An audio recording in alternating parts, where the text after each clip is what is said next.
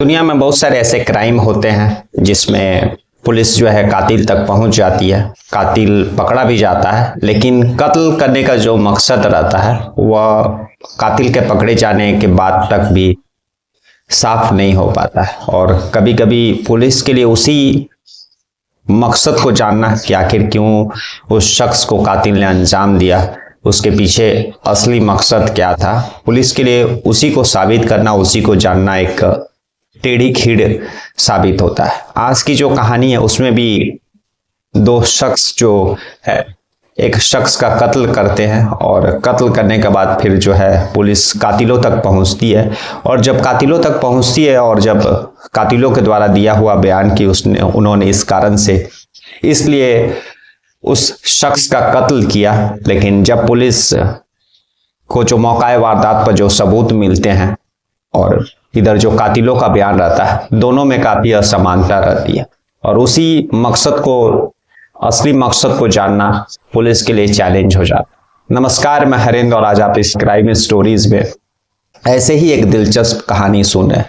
दरअसल आज की जो कहानी है वह राजस्थान की है। राजस्थान का जोधपुर शहर, जो कि अपने आप में काफ़ी खूबसूरत शहर है, जिसको सन सिटी, ब्लू सिटी, ना जाने और कितने नामों से कहा जाता है। और भारत के पर्यटन का एक जो है प्रमुख केंद्र है जोधपुर। और उसी जोधपुर शहर में एक गुलामुद्दीन नाम का एक शख्स रहा करता था। 23 अक्टूबर को वह जिस गांव में रहा करता था, अपने घर के पास एक गड्ढा खुदवाता है। 23 अक्टूबर 2024 इसी साल की बात है, पिछले महीना का। और जेसीबी आता है और उसके घर के बाहर जो है 10 फीट लगभग गड्ढा खोदता है और खोद करके चला जाता है। सुबह में लगभग 10-11 बजे के करीब में वह जेसीबी को बुलाता और गड्ढा खुदवाता है। सारे लोग गड्ढा खोदते हुए उस जेसीबी को भी देखते हैं, लेकिन कभी किसी को कुछ शक नहीं होता और ना ही कोई गुलामुद्दीन से यह पूछता है कि आखिर तुम अपने घर के बाहर क्यों यह गड्ढा खोद रहे हो। तो आई गई बात हो जाती है और वह गड्ढा लगभग 23 तारीख को सुबह में खुदवाया जाता है और 23, 24, 25 को ऐसे ही वह गड्ढा रहता है। अब जो है तारीख 26 को तारीख आ जाती है और 26 तारीख को जो है एक औरत जिसका अपना ब्यूटी पार्लर था, और अनीता चौधरी जिसका नाम था, और हर दिन की भांति वो अपने ब्यूटी पार्लर में जाया करती है। लेकिन तभी एक शख्स का जो है उसी गुलामुद्दीन का फोन उस अनीता चौधरी के फोन में जाता और किसी अर्जेंट काम कह करके गुलामुद्दीन उसको अपने घर बुलाता है। अब अनीता चौधरी अपने ब्यूटी पार्लर में थी। वो अपने ब्यूटी पार्लर को लगभग 12-1 बजे के करीब में बंद करती है। सारे स्टाफ को बोलती है कि मैं 2-3 घंटे में आती हूँ, और फिर वहां से वह गुलामुद्दीन के घर पहुंच जाती है। लेकिन गुलामुद्दीन के घर पहुंचने के बाद जो है, हालांकि उन्होंने अनीता चौधरी ने अपने स्टाफ को बताया नहीं था कि वह कहाँ जा रही है।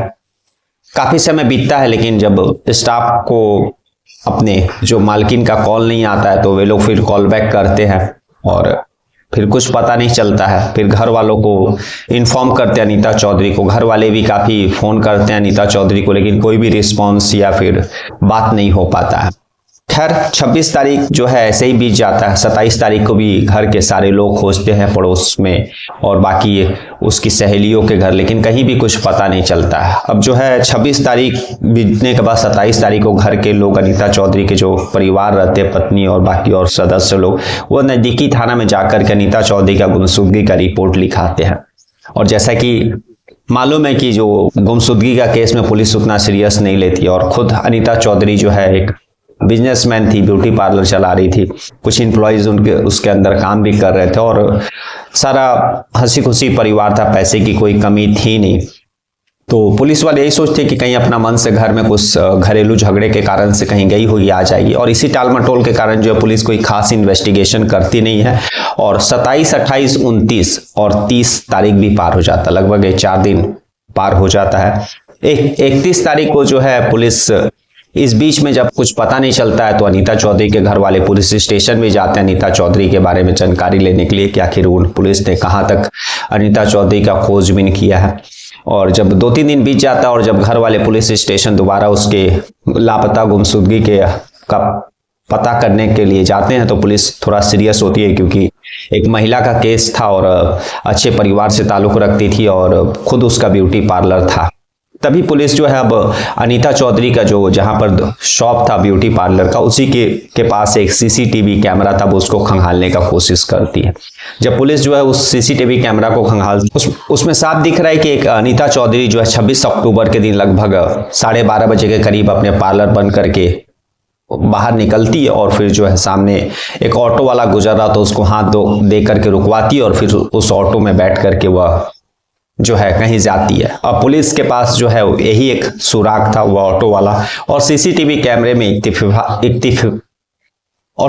कैमरे में इत्तेफाक से वह जो ऑटो वाला का जो है नंबर, गाड़ी का नंबर जो है कैद हो जाता। पुलिस उस ऑटो वालों के व्हीकल नंबर से जो है उस ऑटो वाले तक पहुंचती है और जब पूछताछ करती तब पता चलता है कि जो अनीता चौधरी को उसने उसी के शॉप से जो थोड़ा सा दूरी में एक गांव है, एक दूसरा इलाका है, वहां पर छोड़ा है। और जब घर वालों को भी यह पता चलता है कि आखिर वो उस गांव में क्यों गई, वहां पर कोई ऐसा सगा संबंधी है नहीं।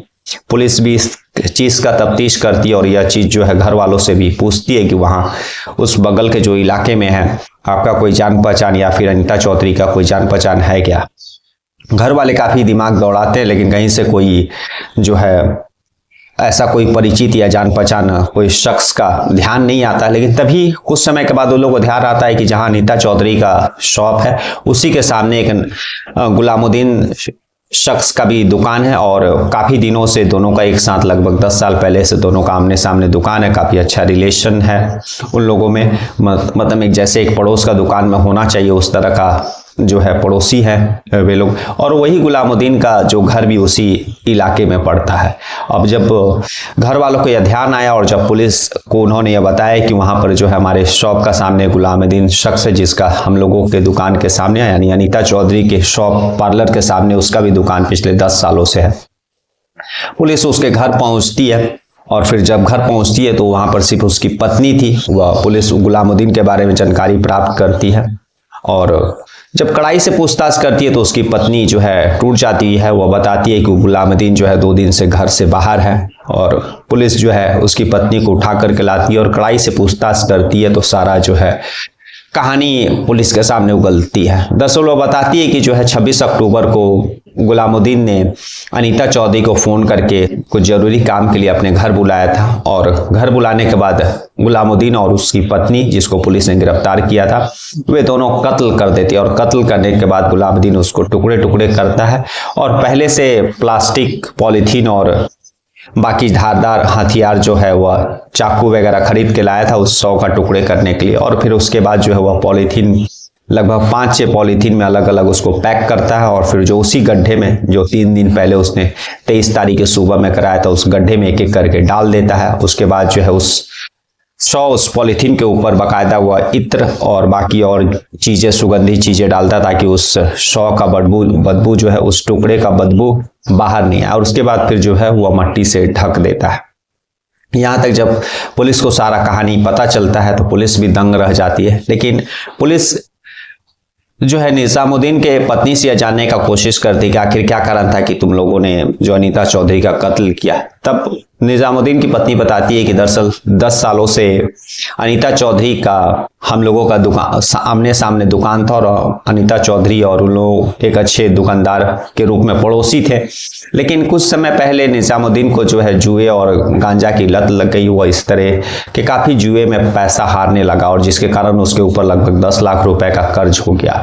कहीं से कोई पैसा उसको आने का स्रोत नहीं दिखाई दे रहा था और बाकी लेकिन जिससे उसने पैसा लिया था वे लोग उसके ऊपर जो है फोर्स कर रहे थे निजामुद्दीन के ऊपर। तभी निजामुद्दीन को यह प्लान आता है कि उसके जो दुकान के सामने अनीता चौधरी का जो शॉप है वो अनीता चौधरी काफी महंगे महंगे गहने पहना करती है और उसके पास अच्छा खासा पैसा भी है, बैंक बैलेंस भी है। तो वे लोग एक दिन उसको घर बुलाएंगे और फिर उसका कत्ल कर देंगे और बाकी उसके शरीर में जो गहने रहेंगे उसको बेच करके वे लोग कर्ज का पैसा जो है अदा करेंगे।